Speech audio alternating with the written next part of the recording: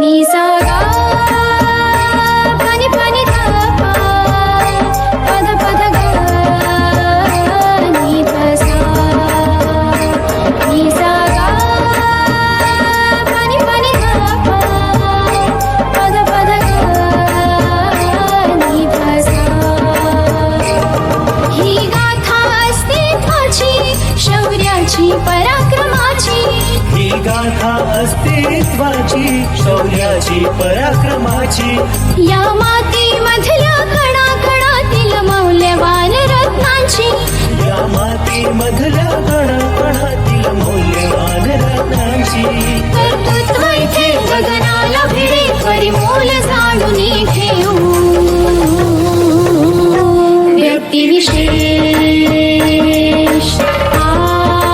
Hello to all friends, कसे आहात सगळे? रेडिओ MPSC गुरु ऐकताय ना? Radio MPSC Guru spreading the knowledge powered by spectrum अकॅडमीमध्ये मी आरचे हर्षाली तुमचं स्वागत करते. विद्यार्थी मित्रांनो, सामान्य ते असामान्य, साधारण ते अनन्यसाधारण असा आपल्या जीवनाचा प्रवास करणाऱ्या आणि आपल्या कार्याच्या भरीव योगदानाने नवनवीन पैलू स्थापन करणाऱ्या अद्वितीय व्यक्तिमत्वाची गोष्ट म्हणजे आपलं दिनविशेष हे सत्र. चला तर मित्रांनो, जाणून घेऊया एका महान स्वातंत्र्य सैनिकाचा प्रेरणादायी प्रवास. मित्रांनो, मराठवाड्याच्या इतिहासात काही व्यक्तिमत्वे अशी आहेत की त्यांचे योगदान केवळ स्वातंत्र्य लढ्यापुरतेच मर्यादित नाही, तर त्यांनी संपूर्ण समाजाला नवी दिशा दिली. अशीच एक महान व्यक्ती म्हणजे गोविंदभाई श्रॉफ. त्यांना मराठवाड्याचे गांधी म्हणून ओळखले जाते. निजामाच्या जुलमी राजवटीविरुद्ध त्यांनी आयुष्यभर संघर्ष केला.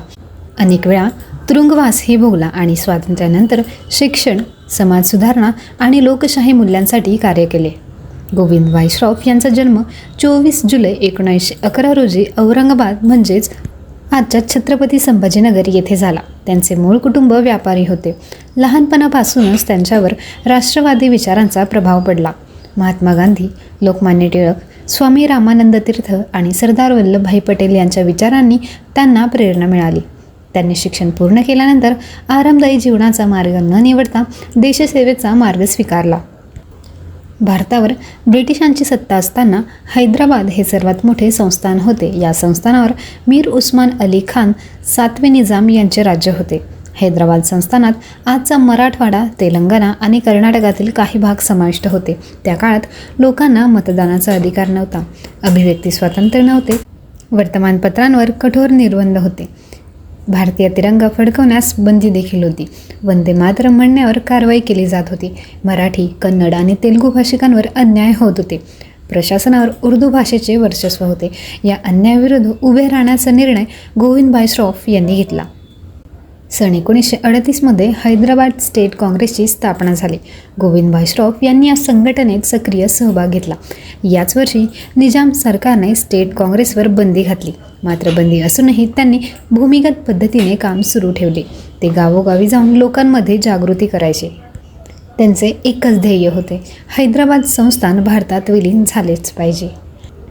1938च्या सत्याग्रहात त्यांनी सक्रिय सहभाग घेतला.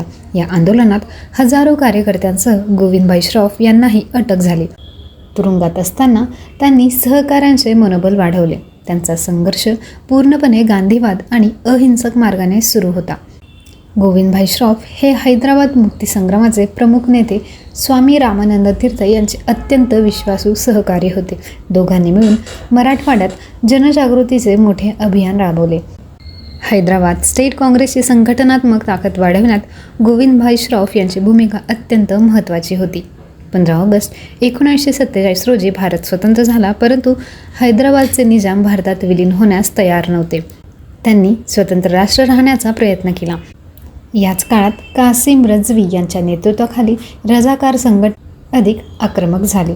रजाकारांनी मराठवाड्यातील अनेक गावांमध्ये लूटमार, अत्याचार आणि हिंसाचार केला. लोक भयभीत झाले. अशावेळी गोविंदभाई श्रॉफ यांनी लोकांना धैर्य दिले. त्यांनी संघटना मजबूत केली. लोकांना स्वातंत्र्य लढ्यासाठी एकत्र आणले. गोविंदभाई श्रॉफ यांनी हैदराबाद, जालना, बीड, परभणी, नांदेड, हिंगोली, उस्मानाबाद आणि लातूर परिसरात व्यापक जनसंपर्क केला.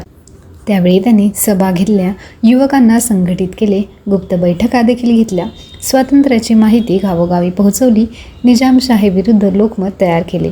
त्यांच्या प्रभावामुळे हजारो युवक चळवळीत सहभागी झाले. भारत सरकारने परिस्थिती गंभीर होत असल्याचे पाहून लष्करी कारवाई करण्याचा निर्णय घेतला. 13 सप्टेंबर 1948 रोजी ऑपरेशन पोलो सुरू झाले. या मोहिमेचे नेतृत्व मेजर जनरल J.N. चौधरी यांनी केले.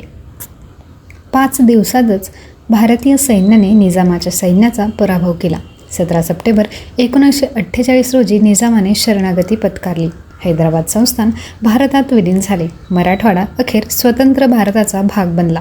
या विजयामागे गोविंदभाई श्रॉफ यांच्यासारख्या हजारो स्वातंत्र्य सैनिकांचा दीर्घ संघर्ष होता. स्वातंत्र्यानंतरही गोविंदभाई श्रॉफ यांनी राजकारणापेक्षा समाजकारणाला प्राधान्य दिले. त्यांनी विशेषतः ग्रामीण शिक्षण, महिला शिक्षण, सामाजिक समता, सहकार चळवळ, युवक संघटन, लोकशाहीच्या मूल्यांचा प्रसार यासाठी आयुष्यभर कार्य केले. शिक्षणाशिवाय समाजाचा विकास शक्य नाही असे त्यांचे मत होते. त्यांनी मराठवाड्यात अनेक शैक्षणिक संस्थांच्या उभारणीत सक्रिय भूमिका बजावली आणि शिक्षणाचा प्रसार करण्यासाठी सातत्याने प्रयत्न देखील केले.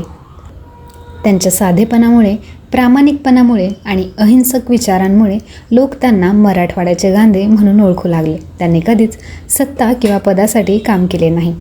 त्यांनी संपूर्ण आयुष्य समाजासाठी समर्पित केले. त्यांच्या स्वातंत्र्य लढ्यातील आणि समाजकार्यातील योगदानाची दखल घेत भारत सरकारने त्यांना 1990मध्ये पद्मविभूषण या देशातील 3ऱ्या सर्वोच्च नागरी सन्मानाने गौरविले. गोविंदभाई श्रॉफ यांचे निधन 27 नोव्हेंबर 2002 रोजी झाले. मात्र त्यांचे कार्य आजही मराठवाड्यात प्रेरणादायी मानले जाते. मित्रांनो, गोविंदभाई श्रॉफ हे केवळ एक स्वातंत्र्य सैनिक नव्हते, तर ते एक समाजसुधारक, शिक्षणप्रेमी, गांधीवादी विचारवंत आणि लोकनेते होते. त्यांनी आपल्या संघर्षातून दाखवून दिले की अन्याय कितीही मोठा असला तरी संघटित जनता आणि दृढ इच्छाशक्तीच्या बळावर त्यांचा पराभव करता येतो. हैदराबाद मुक्तीसंग्रामाचा इतिहास लिहिताना स्वामी रामानंद तीर्थ, गोविंदभाई श्रॉफ, दिगंबरराव बिंदू, बाबाराव परांजपे आणि असंख्य ज्ञात अज्ञात स्वातंत्र्य सैनिकाचे योगदान सदैव स्मरणात राहील. मित्रांनो, गोविंदभाई श्रॉफ यांच्या जयंतीनिमित्त आपण त्यांचा कार्याचा आढावा जाणून घेतला. हा व्हिडिओ तुम्हाला आवडला असेल तर लाईक करा, शेअर करा, कमेंट करा आणि अशाच महत्त्वपूर्ण माहितीसाठी चॅनलला सबस्क्राईब करा.